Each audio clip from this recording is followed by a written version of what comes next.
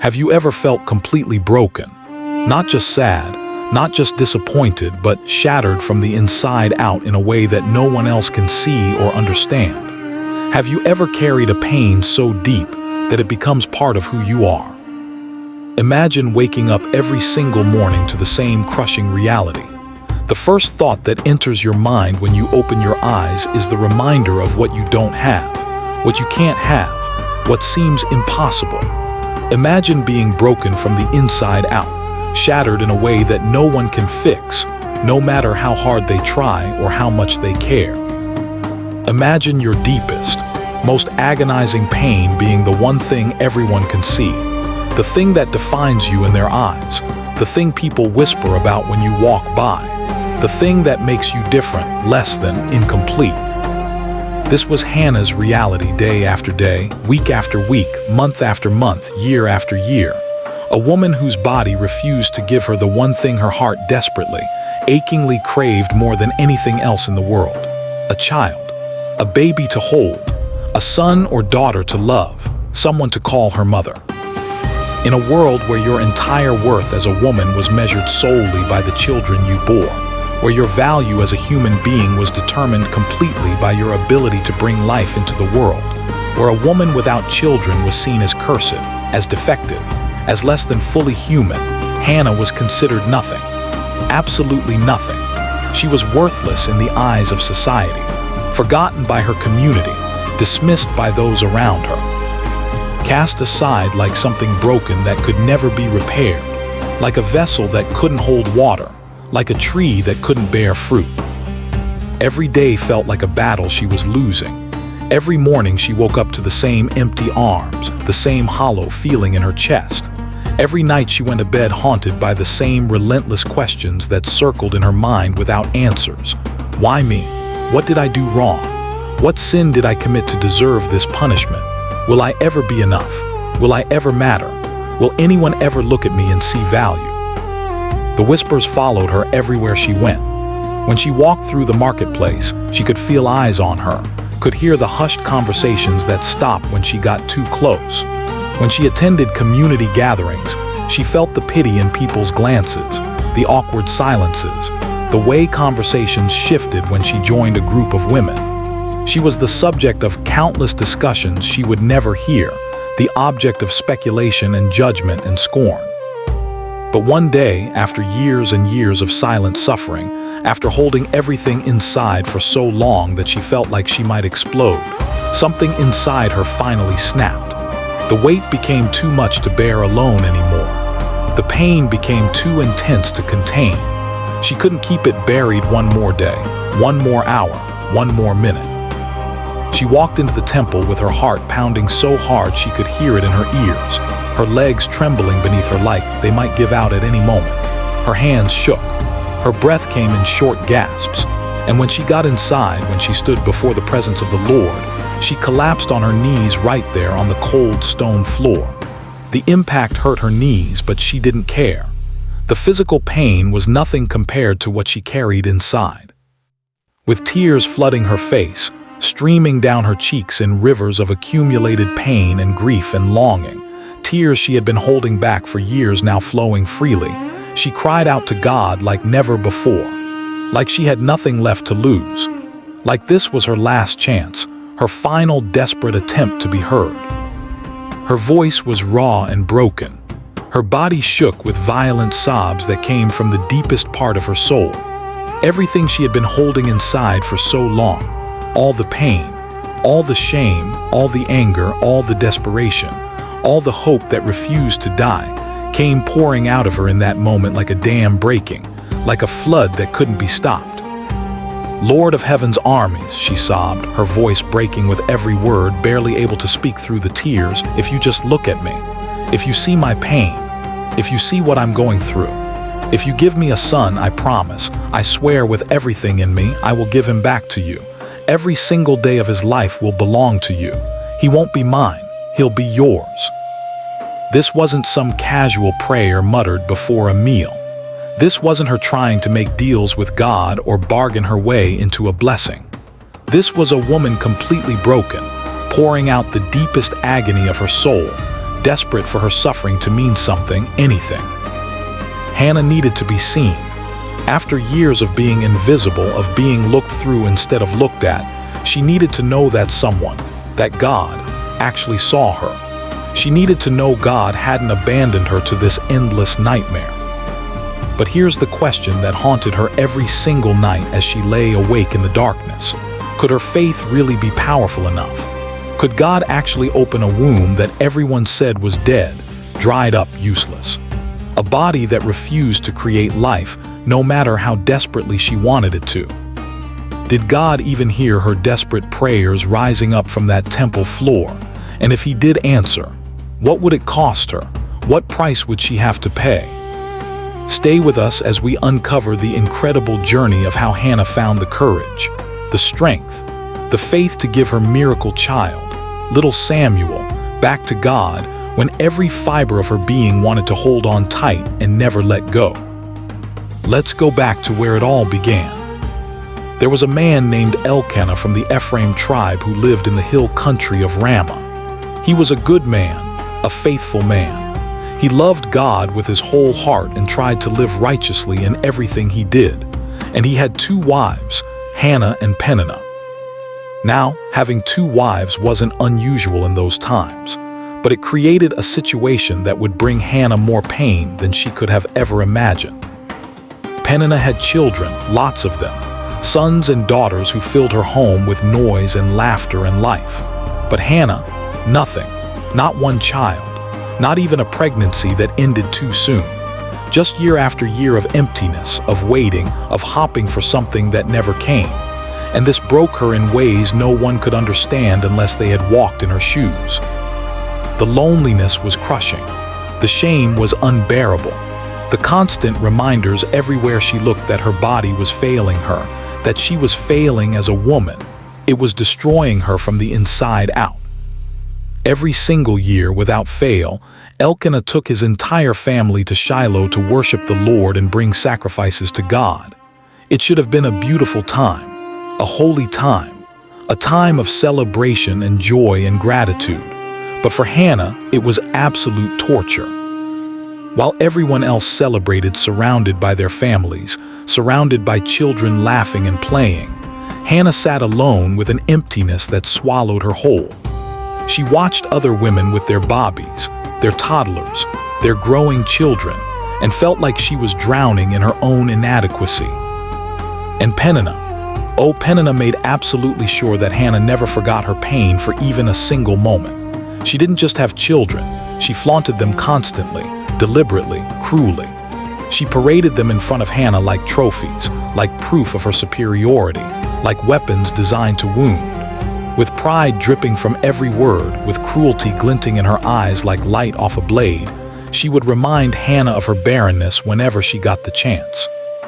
And she got the chance often because they lived under the same roof, shared the same household, served the same husband. "What did you do to make God close your womb, Hannah?" She'd sneer with that mocking smile that never quite reached her eyes. "What terrible sin must you have committed to deserve this curse? What did you do that was so awful that God himself has turned against you? Maybe he's forgotten you exist. Maybe he's turned his back on you forever. Maybe you're not worth remembering." The attacks weren't always so direct. Sometimes they were subtle, designed to cut deeper. Peninnah would talk loudly about her children's accomplishments where Hannah could hear. She would discuss plans for her sons' futures, their marriages, their careers. She would complain about how exhausting it was to have so many children, how much work they were, how she barely had time for herself, all while making sure Hannah heard every word, knowing each one was another knife in an already bleeding wound.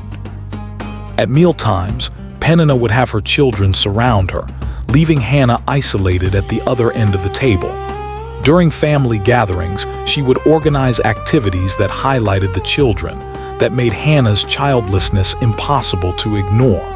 She was a master of casual cruelty, of wounds disguised as conversation. Each cruel word stabbed Hannah's heart like a sharp knife, twisting deeper and deeper, hitting vital organs, causing damage that couldn't be seen but was absolutely real. Each insult was a heavy weight crushing her spirit, making it harder and harder to breathe, to hope, to believe that things could ever change, that her situation could ever improve, that God even cared about her suffering. The pain wasn't just emotional, it was physical, tangible, real. It settled in her chest like a stone that grew heavier each day. It made her stomach turn in knots. It stole her appetite so that food tasted like ash in her mouth. It robbed her of sleep so that she would lie awake for hours, staring into the darkness, her mind churning with questions that had no answers. It took her joy, her peace, her ability to find happiness in anything. Her husband Elkanah tried his best to comfort her. He genuinely cared about her suffering. He wasn't a cruel man or an indifferent husband. He saw her pain every single day and wanted desperately to make it better, to fix it, to take it away. "Hannah," he'd say gently, tenderly, looking into her tear-filled eyes with genuine concern. "Why are you crying? Why won't you eat anything? I've watched you push your food around your plate for weeks now. Why is your heart so sad and broken? Can't you see how much I love you? Aren't I worth more to you than 10 sons?" He meant well. He really, truly did. His words came from a place of love, from a desire to comfort, from a genuine belief that his love should be enough. But he didn't get it. He couldn't. How could he possibly understand what it felt like to have your entire identity, your entire worth as a person, wrapped up in something your body refused to do? How could a man in that culture understand the crushing weight of being a childless woman? He could give her love, security, provision, protection, all the things a husband was supposed to provide. But he couldn't give her the one thing she needed to feel complete in the eyes of her society. He couldn't give her a child. He couldn't restore her value in the community's eyes. He couldn't remove the shame. He couldn't silence the whispers. He couldn't make Peninnah's cruelty stop. Hannah's desire wasn't just about having a baby to hold in her arms, a child to dress and feed and care for. It went so much deeper than that, down to the very core of who she was and how she saw herself. She needed to feel God's presence in her life actively working on her behalf. She needed proof that he hadn't turned his back on her forever, that she still mattered in his eyes. She needed to know that she still had purpose, that her life still had meaning, that she wasn't forgotten by the God she served. The nights stretched endlessly, each one longer than the last. Hannah would sneak away from the house to cry alone where no one could see her, too devastated to even think about eating. She'd watch other women in the village holding their bobbies, rocking them gently, singing to them softly, and a question haunted her constantly, relentlessly. Why has God shut my womb? What's wrong with me? Why am I being punished like this? The shame was unbearable, suffocating. In her society, in her culture, in her world, a woman without children was invisible. She had no value, no voice, no respect, no purpose, no future, no legacy. She was just taking up space, consuming resources, existing without meaning. People whispered when she walked by. She could feel their eyes on her back, could sense the conversations that would start the moment she was out of earshot. They pitied her openly, which somehow felt worse than if they had simply ignored her. Some women would touch her arm with expressions of sympathy that felt more like condemnation. Others would avert their eyes, as if barrenness might be contagious, as if her curse might somehow rub off on them if they looked too long. Some even blamed her directly, convinced in their religious understanding that such suffering must be punishment for sin. What secret sin is she hiding? They would murmur to each other. God doesn't close wombs without reason. They assumed she must have done something terrible, something unforgivable to deserve such a curse. The whispers created stories, invented transgressions, imagined offenses that might explain why God had turned his face from her. Young women with new bobbies would unconsciously step away from her at the well, as if protecting their blessings from her barren presence. Mothers would gather together, talking about their children's milestones, and the conversations would awkwardly pause when Hannah approached, leaving her standing on the outside of a circle she could never enter. But deep inside Hannah, buried beneath layers and layers of pain and tears and shame, hidden under the weight of years of disappointment and heartbreak, there was still a flicker of faith. Just a tiny spark, barely visible, seemingly on the verge of going out at any moment. But it refused to die completely. It was stubborn, that little flame of faith. Even when everything around her said to give up, to accept her fate, to stop hopping for what seemed impossible, that spark kept burning. A silent cry rose from her heart day after day, sometimes moment by moment. It wasn't always formed into words. Sometimes it was just a wordless groan of longing that her spirit sent up to heaven. Sometimes it was just the ache itself becoming a prayer. God, are you there? Do you see me? Have you forgotten my name? She would catch herself in quiet moments throughout the day, her lips moving in silent petition, while drawing water, while grinding grain, while performing the mundane tasks of daily life. Her whole existence had become a prayer, a constant reaching toward heaven, a persistent knocking on a door that hadn't yet opened. Time crawled forward at an agonizing, torturous pace. Minutes felt like hours, days felt like weeks, years felt like decades, but her pain stayed just as sharp, just as cutting, never dulling, never fatting. If anything, it seemed to intensify with each passing year, each reminder that she was getting older, that her window of possibility was shrinking, that time was running out. She had everything else a woman of her time could want. A loving husband who treated her well and provided for her needs, who showed her affection even when Peninnah was cruel. A home to live in with a roof over her head and walls to protect her. Food on the table every day when so many went hungry. Security in an uncertain world. Safety when violence and danger surrounded their land. But inside, there was a hollow space that absolutely nothing could fill. No amount of material comfort could reach that empty place. No amount of her husband's love could satisfy that particular hunger. She tried to be grateful for what she had. She really did try. She would wake up in the morning and count her blessings, remind herself of all the good things in her life. She tried to focus on the positives, to see the provisions, to appreciate the fact that she had food and shelter when others didn't. But the ache never went away.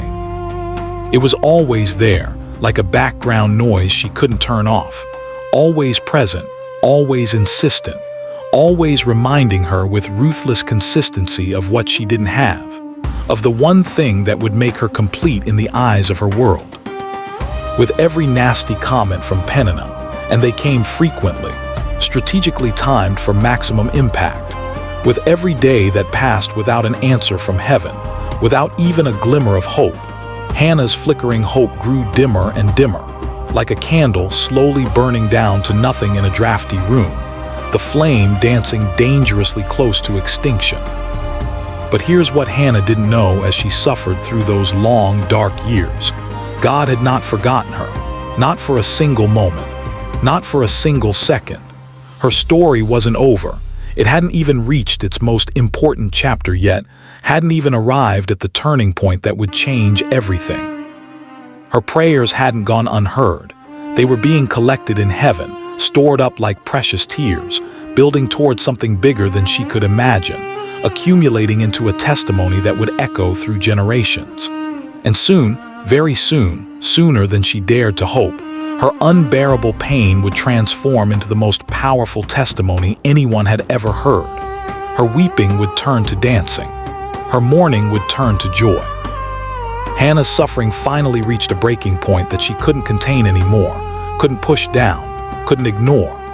Year after year after year, so many years she had lost count, each one blurring into the next in a haze of disappointment. She watched Peninnah surrounded by laughing children, playing children, growing children, Bobbies being born and toddlers learning to walk and youngsters asking questions. While she stood alone on the outside looking in, her face pressed against the glass of a life she couldn't have, carrying the crushing weight of her empty womb like chains around her neck, like a burden that grew heavier with each passing day. The humiliation never stopped. It was relentless, constant, unending, like waves crashing on a shore that never got a moment's rest. The hateful words played on repeat in her mind, over and over and over like a broken record, until she could hear them even in her sleep, until they invaded her dreams and turned them into nightmares. She would wake up in the middle of the night, Peninnah's mocking voice still echoing in her ears, her heart pounding, her face wet with tears she didn't remember crying. Even when Peninnah wasn't actively tormenting her, Hannah could feel the weight of her presence, the judgment, the superiority. Every time Peninnah called for one of her children, it was a reminder. Every time she complained about how exhausted she was from motherhood, it was a twist of the knife. Every time she talked about plans for her children's futures, it was salt in an open wound. But something inside Hannah refused to die completely, a tiny spark of hope that flickered weakly, barely visible, like a single star in a clouded sky, but it wouldn't go out no matter how hard circumstances tried to extinguish it. Maybe, just maybe, against all odds and all evidence to the contrary, God would finally hear her. Maybe this year would be different. Maybe this would be the turning point. Maybe today would be the day everything changed. On the day of the sacrifices at Shiloh, the day that would change everything, though she didn't know it yet, while everyone else was eating the sacrificial meal with joy and drinking wine in celebration and feasting together, laughing and talking and enjoying the abundance of God's provision, sharing stories and making plans, Hannah couldn't take it anymore. The facade cracked. The dam broke. Something inside her finally gave way. She stood up from the table abruptly, almost knocking over her cup, her heart feeling like it weighed 1,000 pounds, like someone had replaced it with stone. Her legs could barely carry her. They felt weak, unreliable, like they might collapse beneath her at any moment. Her whole body trembled with the force of emotion she'd been holding back, with years of suppressed grief and desperate longing finally demanding release. Her hands shook so badly she had to clasp them together to steady them. She walked to the temple through the courtyard, through the crowds of worshipers, each step feeling like it took every ounce of strength she had left in her body, like she was climbing a mountain with weights tied to her ankles. People moved out of her way, sensing something in her expression, in her posture that said, "Don't approach me right now." When she got there, when she finally stood in that sacred space, she fell to her knees right there on the hard stone ground. The impact jarred her, hurt her knees, but she didn't care about physical pain. It was nothing compared to what she carried inside. And with tears streaming down her face like a river that wouldn't stop flowing, like a flood that had finally broken through its barriers, she opened her shattered, broken, desperate heart before God. She held nothing back. Every ounce of pain, every moment of shame, every tear she'd cried in the night, every question that had haunted her, she poured it all out in that moment. "Lord of heaven's armies," she whispered through her sobs, her voice barely audible, "if you would just look at my suffering, if you would just remember me, if you would see me, really see me. If you give me a son, I will give him back to you. I promise. Every single day of his life will be yours, not mine. He'll serve you. He'll belong to you." This wasn't empty words thrown carelessly at heaven. This wasn't just her begging for a baby to fill her arms and make the pain stop. This was Hannah pleading desperately for her pain to have meaning, for her suffering to serve a purpose. She needed to be heard. She needed to know God was still there, still listening, still caring. As she prayed with desperate intensity, her lips moved frantically, rapidly, almost violently in their motion, speaking words that only heaven could hear, that were meant for God's ears alone. Her mouth formed the prayers, but no audible sound came out to human ears. Her heart was screaming, crying out with an intensity that would have shattered her voice if she had spoken aloud, pouring out everything she'd been holding inside for years and years. But only God could hear the actual words. Only He could understand the depth of the petition, the weight of the promise, the totality of the surrender. The priest Eli was sitting near the entrance of the temple in his customary spot, observing the worshipers as was his duty. He watched this woman from across the room, this stranger whose face he didn't recognize. Seeing her swaying back and forth in her grief, her lips moving rapidly and silently like she was talking to herself or had lost her mind, like someone drunk or deranged, he made a terrible assumption based purely on outward appearances. He assumed the worst, as people often do when they don't understand what they're seeing. "How long are you going to stay drunk?" he called out harshly, his voice filled with judgment and disgust, cutting through the sacred silence like a whip crack. "Put the wine away. This is a holy place. Show some respect." This is the house of God, not a tavern." His words were harsh, condemning, filled with the righteous indignation of a religious leader who thought he was protecting the sanctity of God's house from a drunken woman. But he couldn't have been more wrong. Hannah lifted her tear-stained face, her eyes red and swollen from crying. She wiped her eyes with shaking hands. "No, my lord," she answered softly, humbly, with no trace of anger at his accusation. "I haven't had any wine or any alcohol. I'm not drunk. I'm just pouring out my soul before the Lord. My pain is so great, so overwhelming. That's why I've been praying like this. Please don't think badly of me." Eli looked closer now, really looked at her with different eyes, with the perception God was giving him. He saw past his initial hasty assumption to the truth beneath the surface. He saw the sincerity written plainly in her broken expression, the genuine anguish swimming in her eyes, the deep, unshakable faith beneath her desperate prayer. He saw a woman of God, not a drunk. He saw devotion, not disrespect. His entire tone softened immediately, and his whole demeanor changed from judgment to blessing. "Go in peace, daughter," he said gently, now kindly, with the warmth of a father rather than the harshness of a judge. "And may the God of Israel give you what you've asked for. May he grant your petition and answer your prayer." Hannah stood up slowly, carefully, as if moving too quickly might shatter the fragile peace she was beginning to feel. And something was different. Something fundamental, something profound had shifted inside her soul. For the first time in what felt like forever, like years and years of endless darkness with no glimmer of light, the crushing weight on her chest that had made it hard to breathe for so long felt just a little bit lighter, just a bit more bearable. Her heart still ached, the pain was still there, but now there was something else mixed in with the pain: faith. Real, genuine faith that God had heard her, that he would answer, that her story wasn't over yet. That night she went home and did something she hadn't done in years. She ate a full meal without crying. She actually had an appetite. The sadness that had lived permanently on her face, that had become as much a part of her as her own features, was gone. She had given her impossible burden to God, laid it at his feet with trembling hands. She had left it there in that temple, in that sacred space. Now all she could do was trust his timing and wait for his answer. Before we continue with this incredible, powerful story, we need your help. If this story is touching your heart, if you're feeling the weight of Hannah's journey, if you're being moved by her faith, hit that subscribe button right now and smash that like button to help us spread these powerful, life-changing Bible stories to everyone who needs to hear them. Your support means everything. Now let's see what happened with Hannah's promise to God and how her story unfolds. Time moved forward, days turned into weeks, weeks turned into months, and something changed in Hannah. Something deep and profound. Her soul, which had been crushed under the weight of despair for so long, now carried something new: hope. Real hope, living hope. She wasn't crying with the same desperate, hopeless sorrow anymore. The promise she'd made to the Lord kept her going, gave her strength to face each new day. She held onto his word to her through Eli like a lifeline. Then one day, Hannah noticed something different. Something was changing.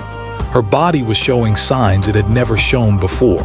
Signs she had dreamed about, prayed for, cried for. Her heart pounded in her chest. Her hands trembled. Could it be? Was it possible?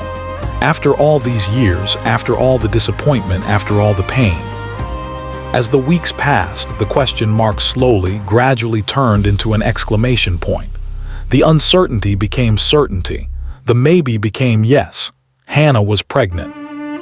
She placed her trembling hands on her belly, feeling the slight changes in her body, and wept.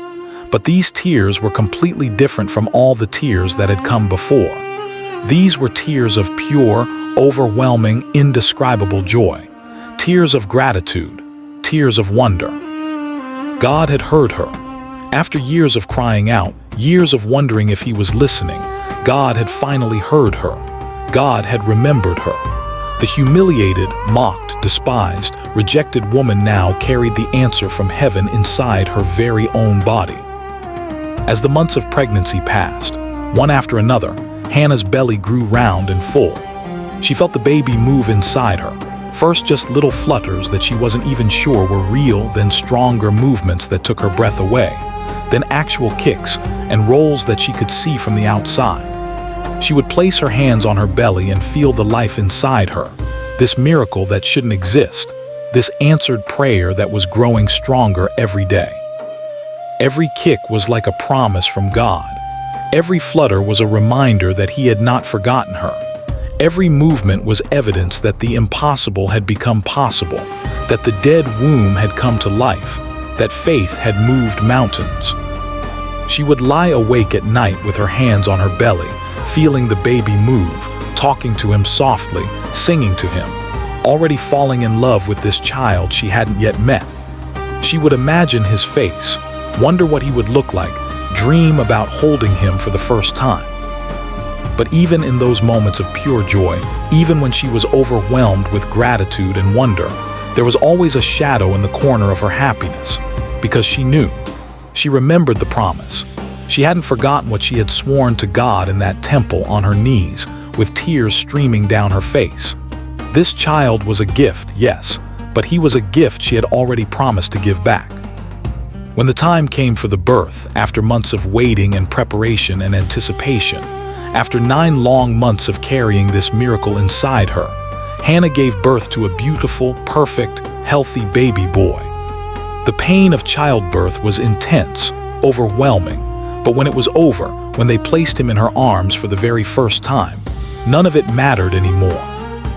She looked down at his tiny face, his closed eyes, his perfect little fingers that gripped her thumb with surprising strength.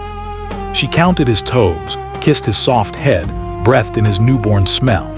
The moment she held him, feeling his tiny weight against her chest, seeing his perfect features, hearing his first cries, she felt a love so powerful, so overwhelming, so all-consuming that words couldn't possibly contain it or describe it or do it justice. This wasn't just love.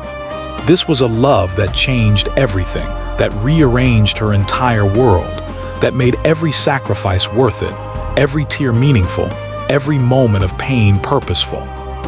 She looked down at this miracle in her arms, this answered prayer made flesh, and her heart swelled with more gratitude than she had ever known was possible. She remembered the sacred promise she'd made in the temple on her knees with tears streaming down her face, and with a smile full of gratitude and joy, she whispered, "His name will be Samuel, because I asked the Lord for him, because God heard me." Peninnah, who had tormented her for years, who had made her life miserable, who had mocked her barrenness and questioned her worth, now watched in complete, stunned silence. The woman she'd called barren, worthless, forgotten, now cradled a perfect miracle in her arms. The years flew by too quickly, far too quickly for Hannah's mother heart. Time seemed to accelerate, moving faster than she wanted it to, each day gone before she was ready to let it go. She nursed Samuel in the quiet hours of the night, rocking him gently while the rest of the house slept, singing to him softly, her voice barely above a whisper, songs of love and faith and promises she had made.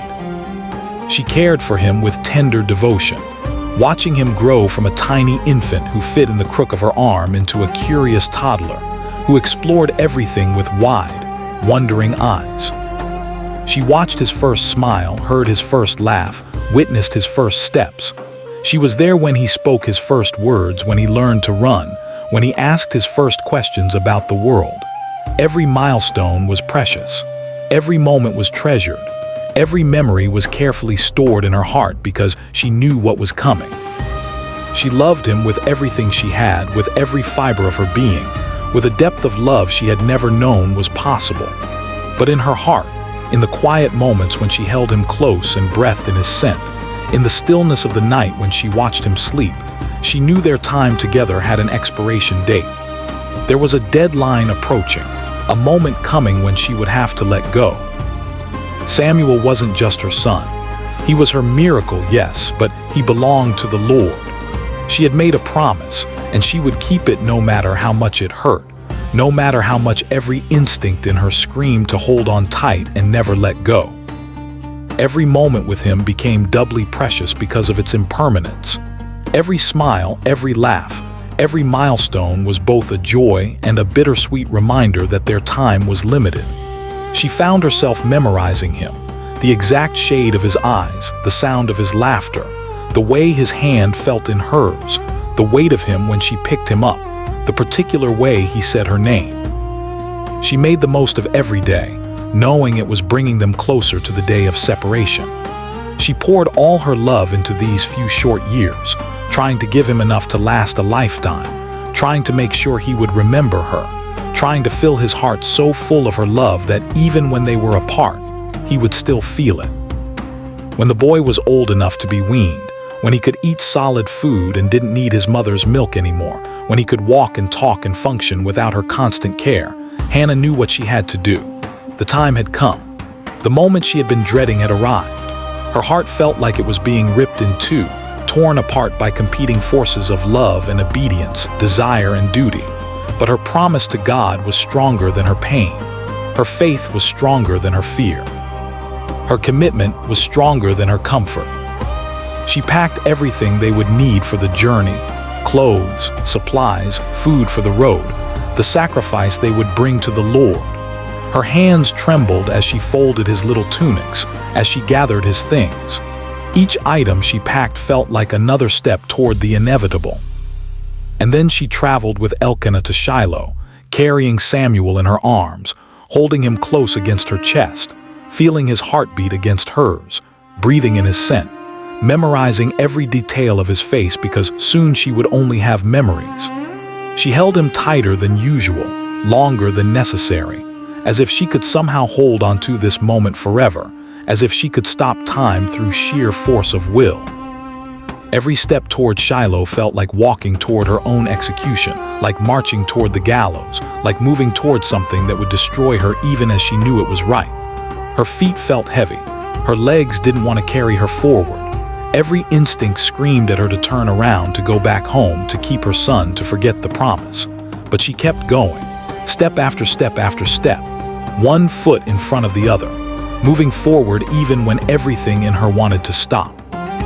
The journey felt both too long and too short. She wanted it to last forever because as long as they were traveling, as long as they hadn't arrived, she still had him. But she also wanted it to be over because the anticipation was torture, because the waiting was agony, because every mile brought them closer to the moment she was dreading. When they reached the temple, when they finally stood before the house of the Lord after days of travel, when the moment she had been dreading had actually arrived, she found the priest Eli, the same man who had blessed her years before, the same man who had witnessed her desperate prayer, the same man who had told her to go in peace and that God would answer her request. With a voice that was firm and clear despite her breaking heart, despite the tears threatening to spill over, despite everything in her that wanted to grab Samuel and run in the opposite direction, she said, "My Lord, do you remember me? Please tell me you remember. I'm the woman who stood here praying to the Lord years ago, right here, in this very spot. I was on my knees crying, desperate. You thought I was drunk, but I was just broken. I prayed for this child right here in this very place, with tears streaming down my face, with my heart shattered into 1,000 pieces. And the Lord gave me exactly what I asked for. He heard me when I thought no one was listening. He answered my prayer when I had almost given up hope. And now," her voice broke for just a moment, but she steadied it, "and now I'm giving him back to the Lord. He's not mine to keep. He never was. He will belong to God for every single day of his life, just as I promised." Hannah, who had once cried tears of desperate sorrow on this very ground, who had collapsed here in her darkest hour, now cried tears of grateful surrender. But they were still tears. They still hurt. Obedience doesn't mean the absence of pain. Faith doesn't mean it doesn't cost you everything. She hadn't just received a miracle. She was returning that miracle to the God who granted it. She was keeping her promise even though it was the hardest thing she had ever done, even though every cell in her body resisted, even though her arms ached to keep holding him. As she watched Samuel remain there in the temple, as she prepared to walk away from her son, as the reality of what she was doing crashed over her in waves, her heart shattered into 1,000,000 pieces. It felt like someone had reached into her chest and ripped out her heart. But it wasn't the pain of loss in the conventional sense. It wasn't the pain of abandonment. It was the pain of obedience. It was the pain of sacrifice. It was the pain of choosing God's will over her own desires, over her own dreams, over her own desperate need to hold onto the child she loved more than her own life. She walked away from Shiloh that day with a chest so tight she could barely breathe, with tears streaming down her face, with her arms feeling impossibly empty, but with a soul at complete peace. She had done what she promised. She had been faithful. God had transformed her suffering into a living testimony. Her pain had become her purpose. Now we want to pause and ask you something important. Would you have the same faith and courage as Hannah? Could you give your greatest treasure, the thing you love most in this world, into God's hands? Could you trust Him that much? Drop your thoughts in the comments below. We want to hear from you. What level is your faith with God right now? Are you holding on tight to things He's asking you to release? Hannah's footsteps echoed through the temple as she walked away from Samuel. The sound seemed to bounce off the stone walls, each echo a reminder of what she was leaving behind. With every step she took, with every foot of distance she put between herself and her son, her heart squeezed tutta and tutta. How could any mother do this? How could she possibly leave her child in a place where she wouldn't see him every day? How could she walk away and not turn around, not run back, not change her mind? But Hannah didn't cry out. She didn't collapse. She didn't let herself look back. Not because it didn't hurt beyond measure, but because she knew deep in her soul that Samuel was safe. She wasn't abandoning him to chance or an uncertain future. She wasn't leaving him alone. Samuel was in the hands of the God who had heard her in the darkest moment of her entire life. That night when she lay down to sleep in the house where she was staying, she felt a devastating emptiness beside her. The spot where Samuel's tiny body used to rest, where she would curl around him protectively, was now just cold, empty space. In the darkness of her room, the silence was deafening, overwhelming. She reached out her hand to where he should have been, and felt nothing but air. The days that followed were absolutely brutal. Hannah missed everything about him. The boy's laughter that used to fill her home, the warmth of his hugs when he ran to her, the soft smell of his hair as he drifted off to sleep in her arms, the weight of him against her chest. But she didn't complain to anyone. She didn't question God's plan. She didn't demand to know why He would give her a son only to take him away. Instead, Hannah did something absolutely incredible, something that revealed the depth of her faith. She praised Him.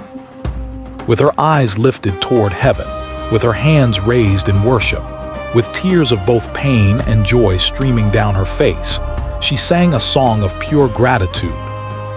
The Lord lifts up the humble and gives them honor. He feeds the hungry with good things. The barren woman He makes a joyful mother of children. He remembers those who are forgotten. Even drowning in pain, even with her arms empty and her heart aching, Hannah understood that God had a bigger plan than she could see. She trusted that her sacrifice meant something, that it would accomplish something far greater than her personal happiness. And God, who is perfectly just, who sees everything, who forgets nothing, did not ignore Hannah's sacrifice. He didn't overlook her faithfulness. He didn't forget the woman who had given him her greatest treasure. Years passed, marked by the changing seasons. Every time the family traveled to the temple for the annual sacrifices, Hannah brought a new robe for Samuel. She sewed it with her own hands throughout the year, working on it with love, imagining her son growing taller, getting older, serving the Lord faithfully. Each stitch was a prayer. Each seam was sewn with love. She would see him briefly during these visits. He was thriving in God's house. He was growing in wisdom and in favor with the Lord. And though her heart ached to hold him longer, she was proud, so incredibly proud. And then one day, years after she had given Samuel to the Lord, when Hannah had given up expecting anything more from her own life, when she had accepted that Samuel was her one miracle and had made peace with that, when she thought her season of motherhood was complete, Heaven answered again in a way she never anticipated, never imagined, never dared to hope for.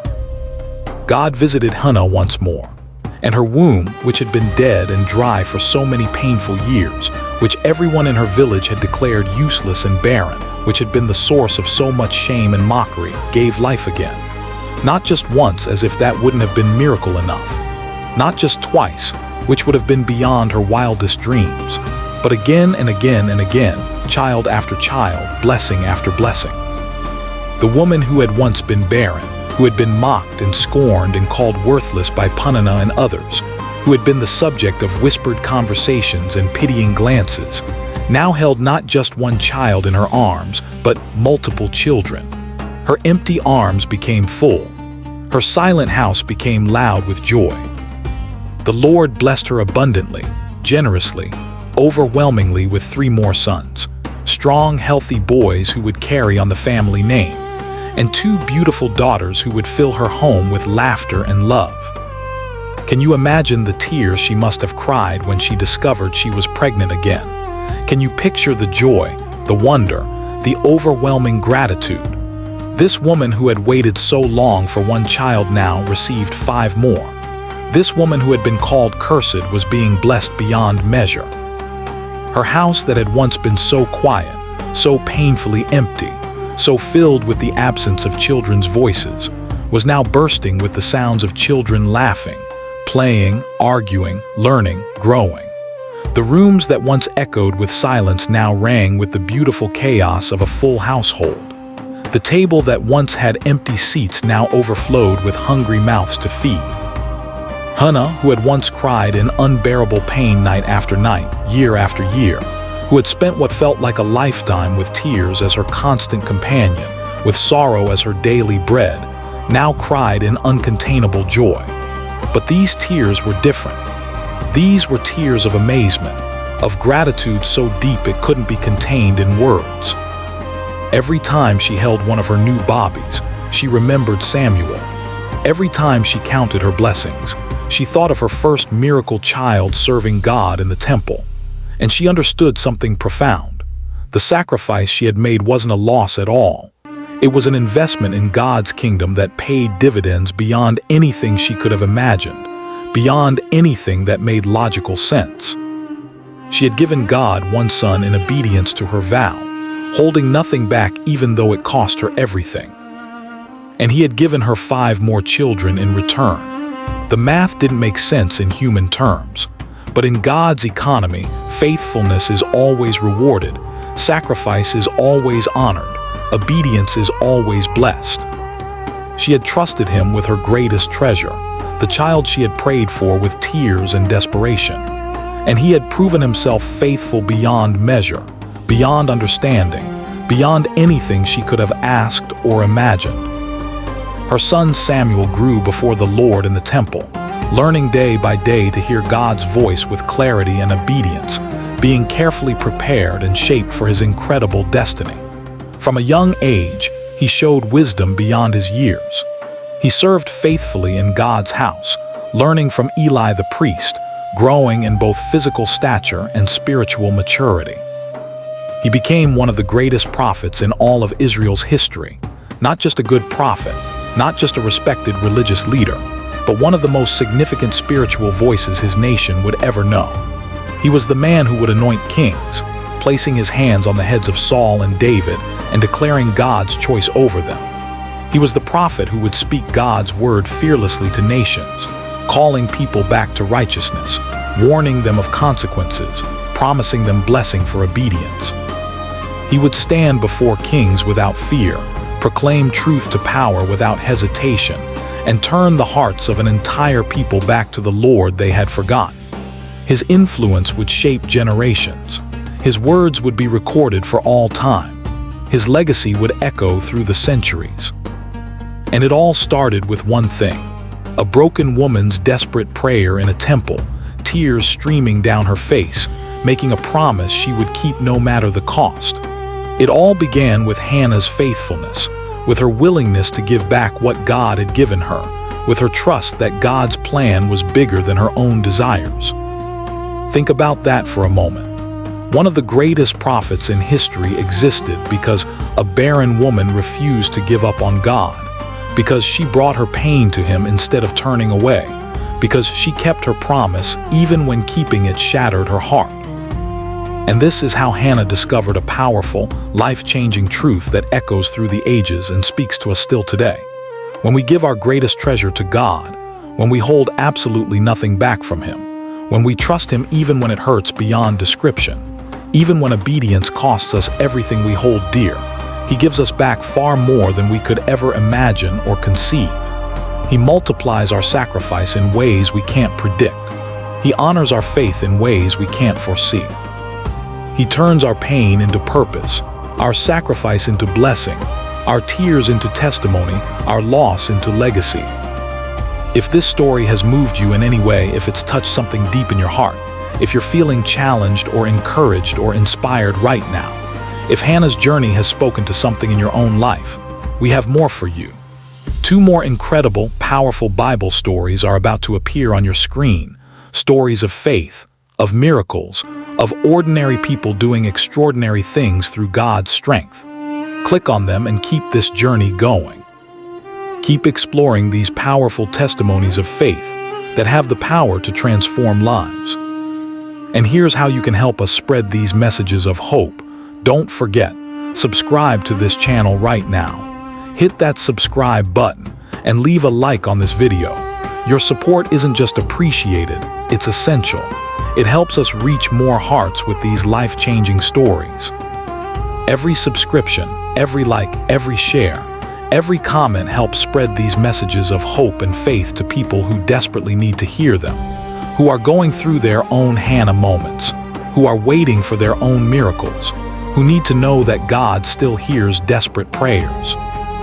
There's someone out there right now who needs to hear Hannah's story, someone who's feeling worthless, forgotten, broken, someone who's been waiting for years for an answer to prayer, someone who needs to know that God hears, that He remembers, that He rewards faithfulness, that sacrifice is never wasted, that pain can become purpose. Will you help us reach them? Will you be part of spreading this message? May God be with you, always and forever, in your darkest nights and your brightest days. May He give you faith like Hannah's, the kind of faith that keeps believing even when the answer seems impossible, the kind of faith that keeps its promises even when the cost is unbearable, the kind of faith that praises in the pain and worships through the tears. May He turn your pain into purpose and your sacrifice into blessing. May He remember you just as He remembered Hannah. May He hear your prayers just as He heard hers. And may your story of faithfulness become a testimony that encourages generations to come. Remember, God sees you, He hears you, and your story isn't over yet.